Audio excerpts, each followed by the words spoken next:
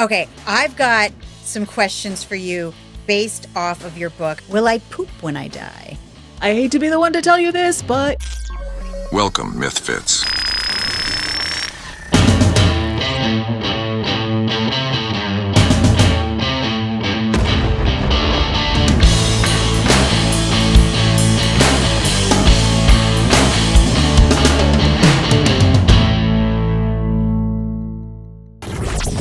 Welcome back to another episode of MythFits. I am Tory Belleci.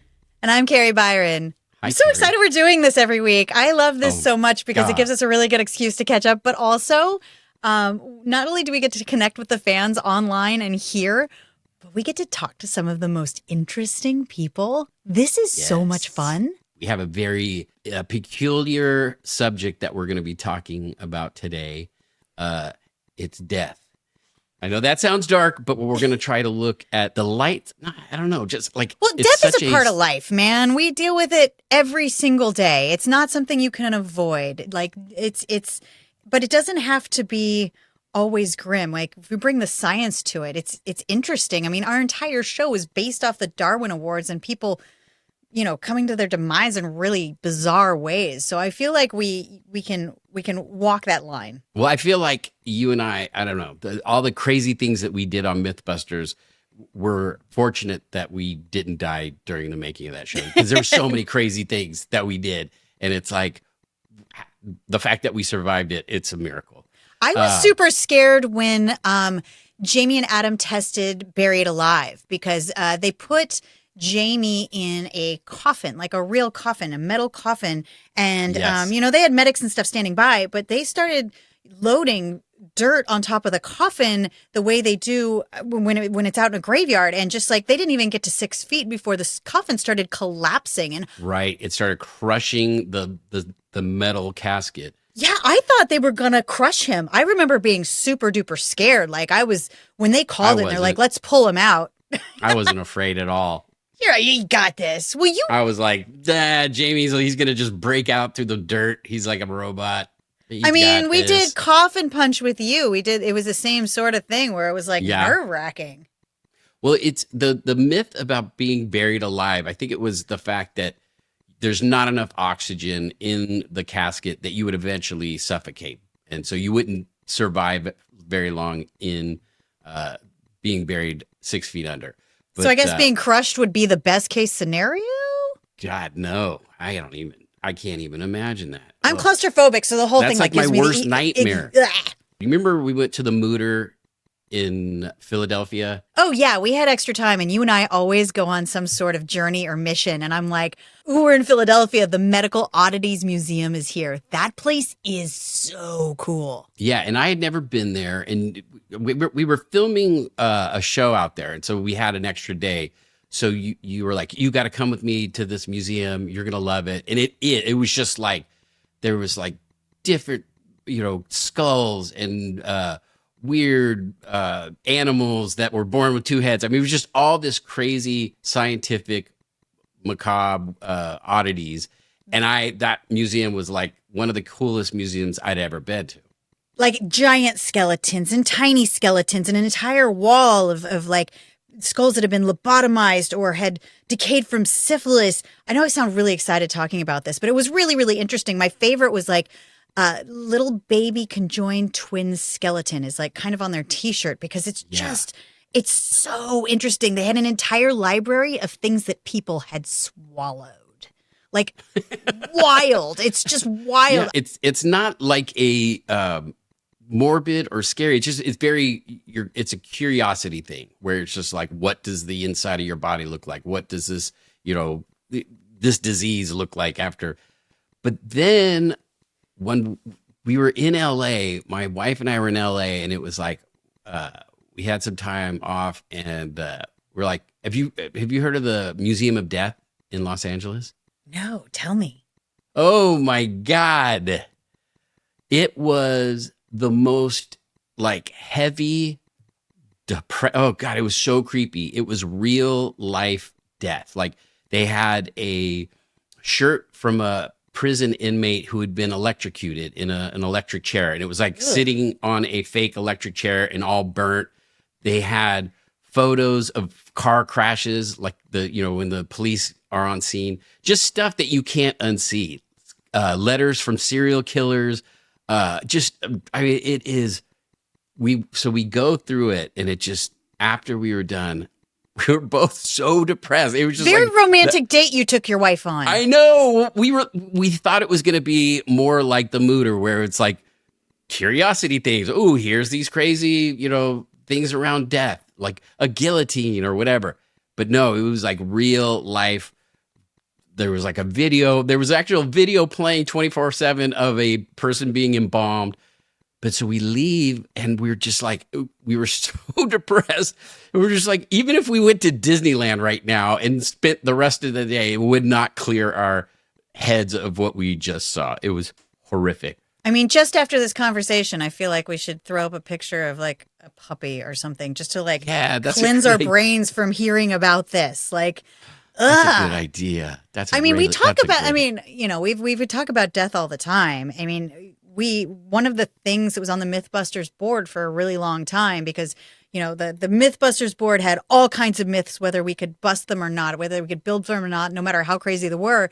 And one was 21 grams, the idea that that's the weight of your soul. And it's a really old myth. I mean, it's based on some goofy pseudoscience, but like it was legitimately up there. Like, okay, if the show's big enough, maybe we can get somebody who's terminally ill to let us monitor them. Expire on a scale for television. I don't know what the plan here was. Like, it's super dark, but obviously nothing we ever seriously we never actually for the tested show. that But one. So it's historically interesting, and I actually really want to talk to our next guest about it. Yeah, I'm so excited about our this. next guest is I don't know if you'd say influencer, but an educator in all things death. She is a mortician and an author. The reason that I've been obsessed with this woman, her name is Caitlin Doughty.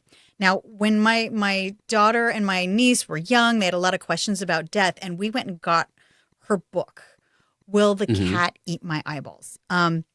It's a really provocative title straight out the gate, but like it's just chapter after chapter of weird questions kids might ask about death, and it's like fascinating. And when I was clearing out, I do big garage clear outs all the time. And I was, really sadly taking all of my daughter's children's books and like redistributing them to other kids and families. And the one that she wouldn't let me get rid of, she's like, nah, we're keeping that one. So I still have this book. And I looked at that and I was dark like, side to her. She's like, nope. She's I want to be eaten by my pet when I die. She's inquisitive. She's like me. She's just like really interested in like cool science. And though she's not quite so gothy anymore, that was a very younger phase. I mean, we still both just love that book. So I started just kind of like I do, stalking this woman until she agreed to come on our podcast. Oh my gosh, that's so too good. Coming up, all the things that you want to know about death, dying, and the entire industry. I have some doozy questions for her. You know what? Ever since I saw that book that she wrote, I've been training my little chihuahua. I'm training him. If I die, don't. I see the way you're looking at me. You're going with me, buddy. You're going licking your with lips. me. Don't even think about it, sucker. You like an Egyptian pharaoh. Come on, puppy. Crawling in.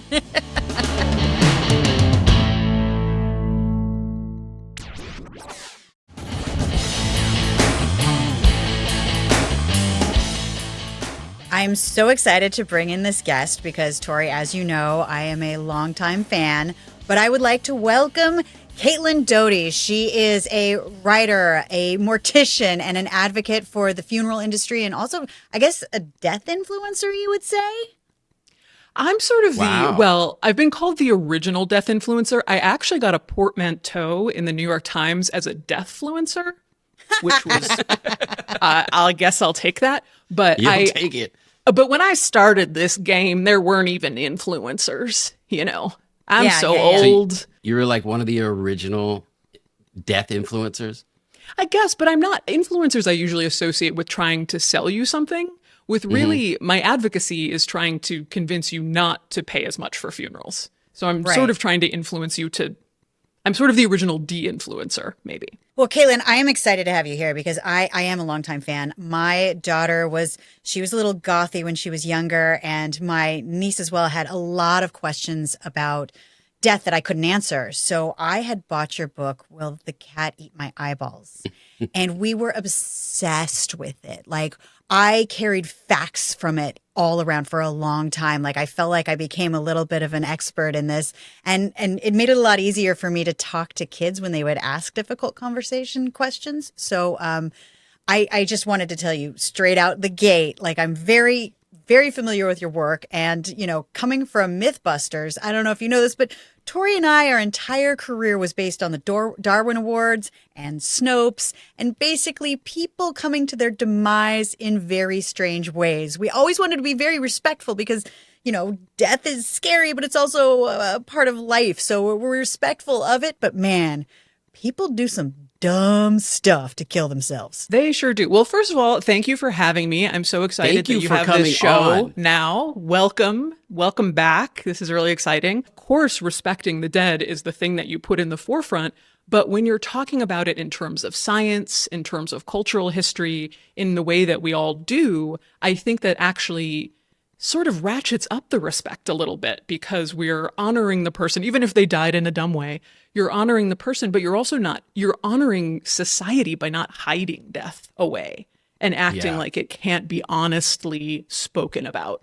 And I love that we all do that work. We have so much mythology based around death. And for one thing, like Tory and I, this is nothing that we tested on Mythbusters because obviously it would be very hard to test. But in like 1907, there was Dr. Duncan McDougall. Maybe you're familiar with this story. He wanted to test the myth of 21 grams, that your soul weighs something. So he did a very small scientific experiment, very small sample size. It was like 6 people, and one woman at her death lost 21 grams. So he, hypothesized that that's the weight of the soul, and he was never able to replicate it, and he couldn't, it got discredited as pseudoscience, but it lived on in mythology for a very, very long time. Have you heard this myth? And is this something that's still prevalent in the industry? I don't think morticians are the right people to talk about the soul, really, because we are workers of the corpse. We take care of the dead body. Although there have been so many, part of the problem with the modern funeral industry, in my estimation, is that it is so cut off from the pre-death to the after-death care. Like, there used to be people who would come into your home who were in the community, women in the community who really were a full continuum of care, starting with you, sitting with you when you died, and then being there and taking care of your body after death, kind of almost like a death midwife. And, now it's very much like, now you're dead, now you go to the mortician. But if people were there, maybe we could see more of the exact moment that the body gets ever so slightly lighter when the soul goes somewhere. My family's Italian. In the old days, they used to bring the body home and leave it for like 5 to 7 days so people could come and visit the dead body and say their goodbyes. And I don't know if that was, one, I'm sure it was like emotionally to let people let go, but was that also in case they were just in a coma and that they weren't actually dead yet? Well, normally not, but there are stories that we have of places in sort of Central Europe, like Germany and Austria, where they had something called waiting mortuaries. And the idea behind the waiting mortuary is that you would put all the dead bodies in there, the recently dead bodies, you would fill it with really hot air because that contributes to decomposition. And then you would sit around and watch to see if any of them moved, to make sure they were really dead. And it gets even weirder. It gets weirder. Wait. They would attach things to their fingers and toes that were bells. So when they moved, it would like connect to some sort of harmonium or sound. And then you could hear, if you were in charge of the waiting mortuary, you were just some guy sitting in a very hot room with a bunch of dead bodies making eerie, like harmonium noises. Because they're creepy. Decomposing, but it would allow the family to be very sure that the person was actually dead. Okay, I've got some questions for you based off of your book because my daughter, she wanted to make sure that I went through these because she feels like this is stuff people want to know. So I've got a couple of just like, you're basically just going to be repeating chapters of your book, but I think everybody needs to hear some of these. So first, will a cat eat my eyeballs? Will a cat consume me if I happen to go and no one finds me? I hate to be the one to tell you this, but yes, yes, they will. Dang. And, they don't want, you're not their first choice for sure, but if it is part of your job to feed your cat, and if you die and you're not feeding your cat, they're going to start to nibble at the soft tissue around your lips and your eyelids and the more delicate places just to no be able loyalty. No Zero loyalty to they the may have owner. Loyalty. Well, where's your loyalty to them? You were supposed to feed them. You weren't supposed to die. I mean, if I was alive, I would be feeding them. I can't. It just like you feel like if they're sitting on your lap, are they just like sizing you up, like going, I wonder how long he would keep me alive once he's gone. Not their first choice, but their last choice. But what they're going to do, and what we do know too, is that dogs will also show what we call post-mortem predation. We'll see little, nips on humans where the dogs will eat them.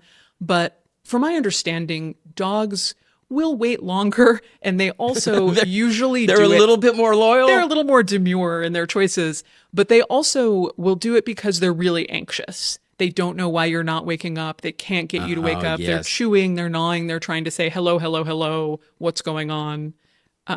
Whereas the cat will just more dive in. Well, I have a little chihuahua with 0 teeth, like his teeth have all fallen out. So I'm pretty sure he is not going to eat me.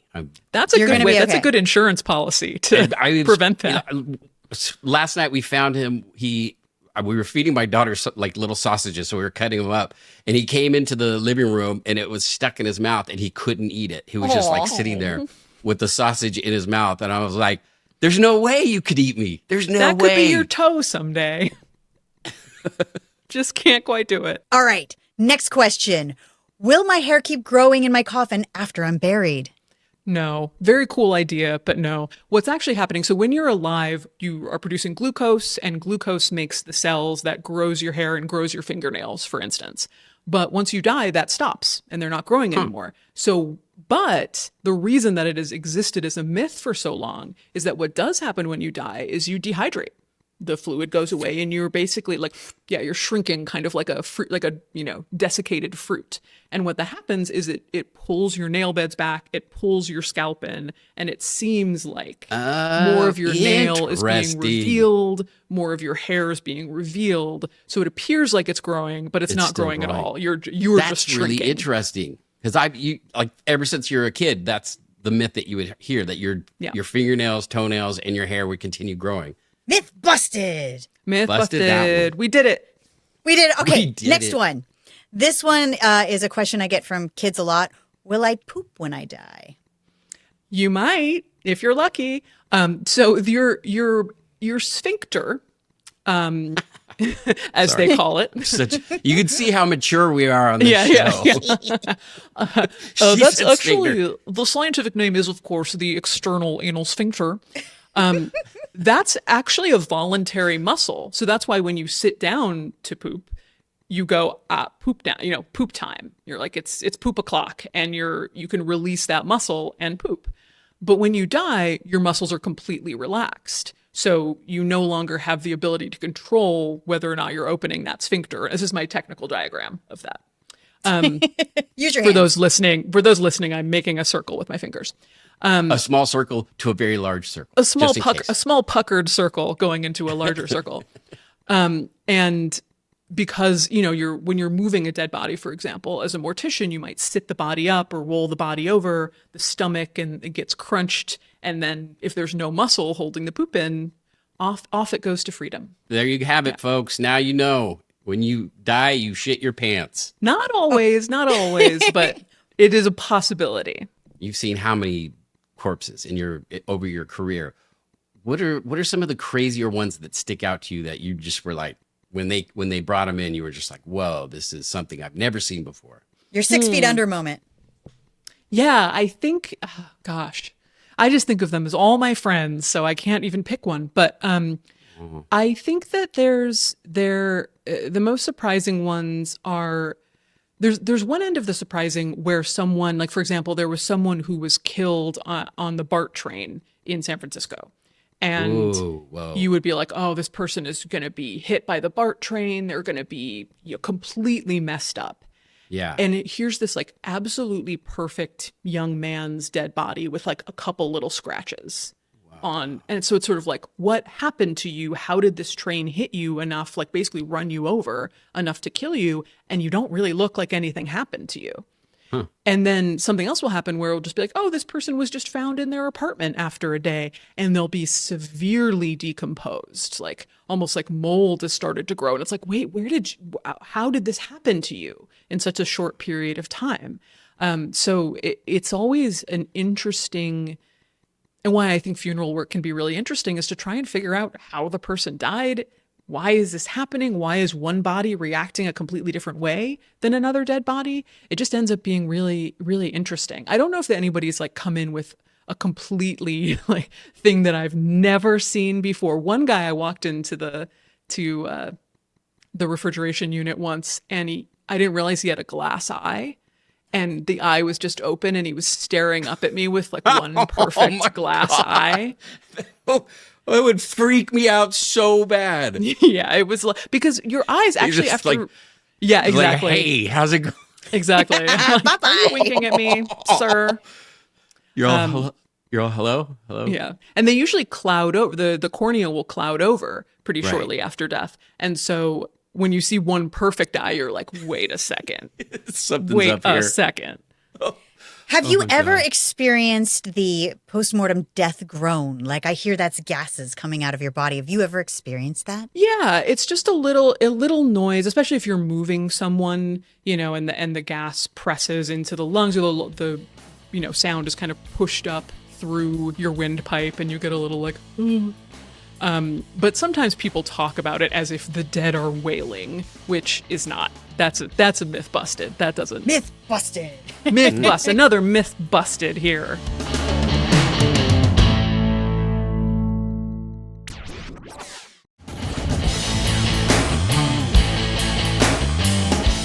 I heard the myth that if you had swallowed an entire bag of unpopped popcorn and were put into the crematorium, that you could become a Jiffy Pop container. I know. I heard the myth. I just wanted to address it. I just had to clear it up here today. I think that the conclusion that I came to with that is that the cremation machine is 1800 degrees Fahrenheit. It's basically a blast furnace. You're trying to take a large dead human body down to ash in an hour's time. So it needs to be incredibly hot. It needs to have hot fire coming down. It would just instantly blacken those kernels. We're not talking about like a delicate, gentle rolling fire in a cremation machine. We're talking about a very intense heat chamber. And popcorn would just not stand a chance, unfortunately. So like it's whimsical, Pop Rocks and Coke, that myth is busted. I watched an episode you did on death in Disney. And I'm wondering. Oh, I love this. Yes. First of all, did Disney contact you because they were upset with you at all about this episode? And what's the most interesting factoid? Because, we always heard the myth that, like, Walt had his head cryogenically frozen. We've all seen Snow White, which is basically like cartoon necrophilia. It's a weird story. Like, what is your craziest death and Disney fun fact? There is a lot of them. This was like a 3-part video. No, death never called me. Death never called upon me. Disney never contacted me at all, which is weird because I do understand that they are very intense about that. Although hopefully they would kind of see the Streisand effect, and like if they came after me, it would only be a bigger thing. I think my kind of perennial favorite thing about death at Disney. Well, two things. Mostly about death in the parks. First one being that you never really die. The same way you don't really die on an airplane, you don't really die in the park because they call the ambulance and they take you out of there and they declare you dead elsewhere. So even if people are dying at Disney, like those numbers don't really reflect that. And then it's the happiest place on earth. We don't want people to be filled with death. Death is not allowed. Death is not, except in all the places that people love to scatter ashes at Disney. Oh. So like the Pirates of the Caribbean ride is constantly having to be shut down because people are just chucking ashes off. That explains the smell. It always smells really strange in there. And the Haunted Mansion too. That one is a big, people will go and scatter their ashes in the Haunted Mansion. Yeah, that's wild. And they're just always just like, and also for me, I'm like, I wouldn't do it because you're just going to get cleaned right up. You know, it's not like you stay forever in the beauty that is Disney, the place you loved. Like you're just instantly like vacuumed up and tossed, you know, like it's not actually sort of the romantic forever resting space you're imagining. Okay, I love this. I think that I do need to recommend that everybody goes and watches your multi-part series on Death and Disney, because people are so obsessed with Disney. Before you go, I just have one last question. Did you ever have to MacGyver a situation where it was just like a body came in and you were like, I don't know what to do? Funeral directing is like a lot of MacGyvering a situation with a dead body. I will tell you that. I mean, there's lots of situations where you're doing kind of, you know, when you have a body that's been autopsied, for instance, they do a full circle saw around the head and they remove the skull cap. And they often will remove all of the internal organs and give them back to you in a bag, like in a red hazard bag that they've either sewn into the stomach or taken out. And it's a real MacGyver act to kind of put Humpty Dumpty back together again with the dead body. And sometimes you're better at it than others. And there are funeral directors who are absolutely like artistes at it. And then there are those who are just doing their best with this almost like mixed media, like artistic thing that is putting the dead body back together again. So yes, a lot of MacGyvering in the funeral industry. This has been so interesting, but Tori and I have a million questions and we could keep you here for hours. I want people to go to all of your social channels. So if you want to follow Caitlin Doughty, you have @TheGoodDeath on Instagram. You have Ask a Mortician on YouTube. She's written so many books, so go check her out on Amazon. But this is one of those people that has all of the answers. Well, thank you so much for coming on. This has been so eye-opening. Oh my God, this has been amazing. I open like the one guy with the eye open. Yeah. He's like the mascot for that. An eye-opening experience into the funeral industry. Thank you, Caitlin. This has been awesome. Thank you, Caitlin. You're awesome. I've been looking forward to this interview for a while. Of course. Thank you so much. This was great. Oh my God, that was so cool. I really love that interview. That was so interesting. Like I was a little concerned about this episode because it's like death. Great. Who's going to want to watch an episode about death? But hearing it from her perspective, just kind of, I don't know. It feels lighter to me. Yeah. I mean, she's scientific about everything. So she has a really great way of answering with a little bit of irony and just, you know, it's not what you think. It was so cool. I really had so many questions. I could have kept going. Interesting. Like the guy with the glass eye, that just creeped me out so bad. He's just like, hey, what's going on? I love people asking people what's the craziest thing that's ever happened at your job, but like, I was a little afraid to ask this one. I'm so glad that you did. All right, Tori, this is the part of the show where we take fan questions. So guys, if you're on Instagram, YouTube, whatever, we read all of those. There's a lot. So we just randomly pick one out. But I love being able to have a conversation with you. So thank you for sending all of the questions. There have been some really good ones. I mean, there's usually like, you know, the ones we get all the time. What was your favorite explosion? What was your favorite myth? Whatever. But you guys have been coming with some really good questions. So keep them coming. Are you ready for it today, Tori? Yes. All right. Our first question. Okay. This comes from Brad Lovelock @BradLovelock69. Is that your real name? Is that your real handle? Lovelock. Is it? Okay. Lovelock. So Brad Lovelock says, big fan. Was there a myth that seemed ridiculously dumb or impossible at first, but ended up working better than expected? What do you think, Tori? Do you have one you like? Yeah. Yeah, you know which one pops out like instantly was we were going to do the myth that your dryer eats your sock or eats the matching sock. So it's like you would put 'Cause it does. you put a pair of socks in the dryer and then one always disappears. And so we were going to set the shop up with like 50 dryers going for, day and night for 7 days. And we were going to load each of the dryers with socks and then count after and see how many disappeared. And we're just like, that's the lamest, like that. It's Snooze fest. It was such a weird, like dumb idea that all of us were just like, no, like this, we won't test. We're not going to test this because it's ridiculous. And it's going to take a lot of energy and heat for 50 dryers going constantly. Like the cops are going to come think we're running a grow house or something. they would have killed our budget. But so then we came up with the idea, knock your socks off. So there's this myth that a boxer could get hit so hard in a ring that it would knock him out of his shoes and his socks. And so we ran with that. And that one, I feel like, just turned out beautifully. Because, of course, we've got, like, Buster dressed like a boxer. Ooh, I had the boxer boots from that episode for such a long time. They are the most comfortable shoe. I liked it when we actually got to get clothes from set. Yeah, they were so that comfortable. They're very flat foot, like, really. It was like being barefoot. I really enjoyed it. And I also liked seeing the punching robot, that like punching uppercut robot was really cool. Yeah. But then we ramped it up. I remember we ramped it up to...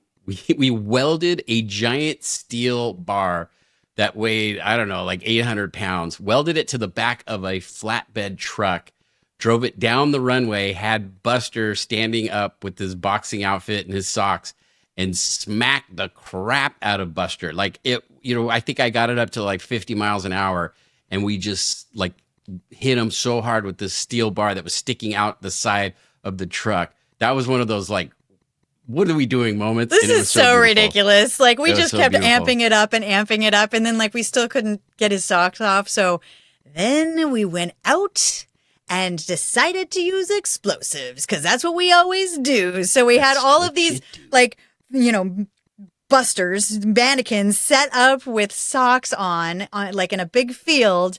And this was when I was pregnant. So we had to get really, really far away from this explosion because my doctor really didn't have great advice other than like, okay, you're going to have to stand in front of a wall and you're going to have to increase your distance because, I was really pregnant at that point. I had a little Stella inside me and we didn't want to scramble her.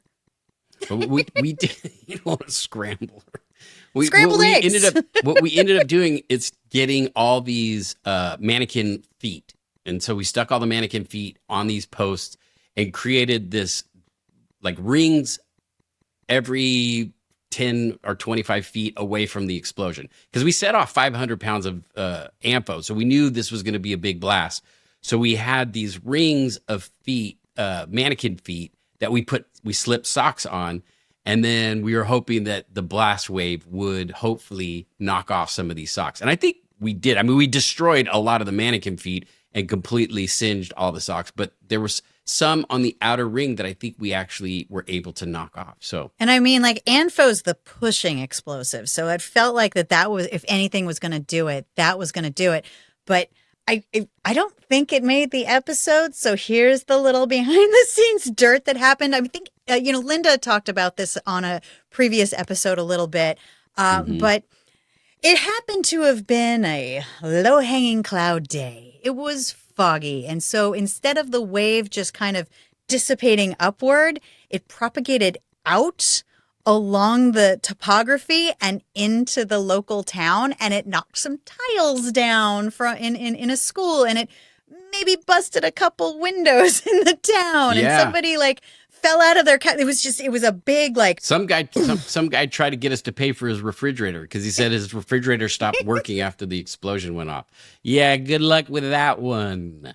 Good luck. And we were just like, wait, what happened? And we had to go on a little bit, like there was nobody got hurt. It was no major damage, but we definitely went on a little bit of an apology tour because we were really far away. We didn't think that there would be, we didn't even think they would hear it. But Linda grabbed me. She was our producer. She grabbed me to go because she's like, nobody's going to yell at a pregnant lady. So I had to walk around and personally be like, sorry.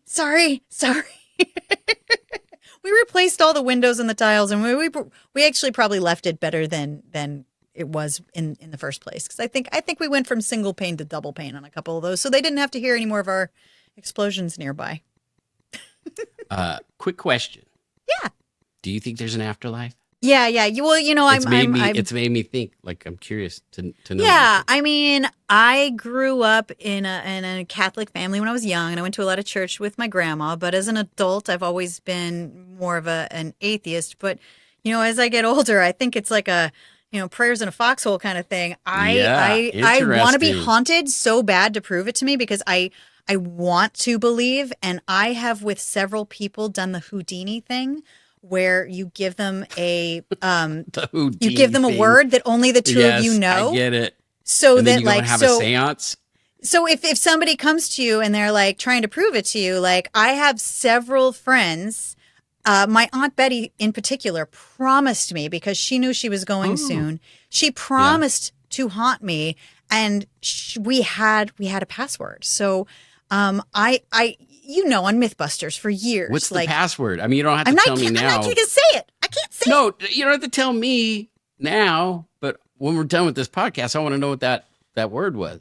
Well, I think maybe you and I should have a password, so that I promise to haunt you if I can, if you'll promise to haunt me.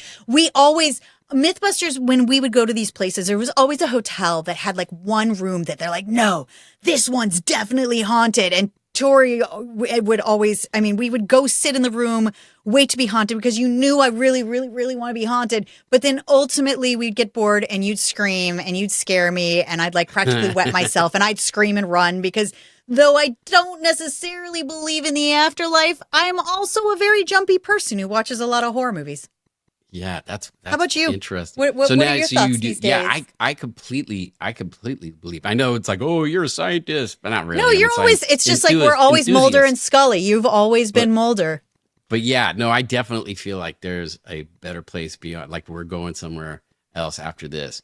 But it's interesting. We had a producer on our show, Todd Mesro. You remember him? Oh yeah. He was our showrunner for a season or two.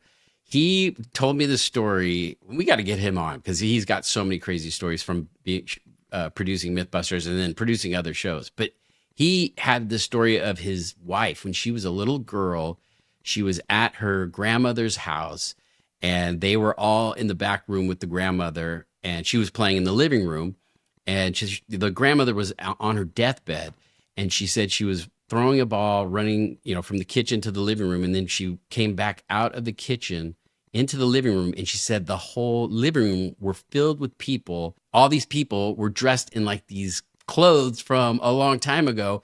And then all of a sudden, everybody started crying. The grandmother had passed. She looked down the hall to see them, where the noise came from. And when she looked back into the living room, all those people were gone.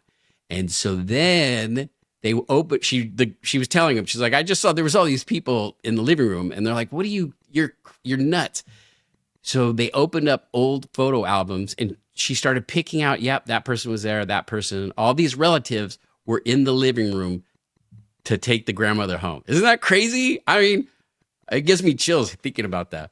Okay, I have one question for you that's always been on my mind. So when people see ghosts, why do people cross over with their clothes on? And is it the clothes that they died in? And if their clothes don't have a soul, why are they always would you choose to be in a soldier outfit for the rest of your life? Why are ghosts always wearing clothes? I have no idea. I mean, I think maybe it's so the person that's dying can recognize them, how they remember them. How about that? Nobody ever sees a naked ghost. That's not true. You've seen a naked ghost? I mean, I think I'd prefer a naked ghost. I think it would bring a little levity to the situation. I'd be like, ha!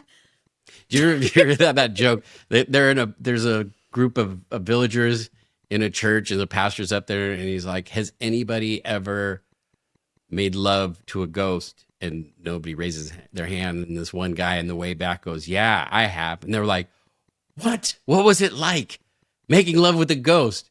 And he said, oh, a ghost. I thought you said a goat. Oh, God, Tory. It's stupid. On that note, thank you, everyone, for listening to MythFits. Thank you for tuning in again. If you want to go there, We're going where every single time. MythFits out. Out, but not dead.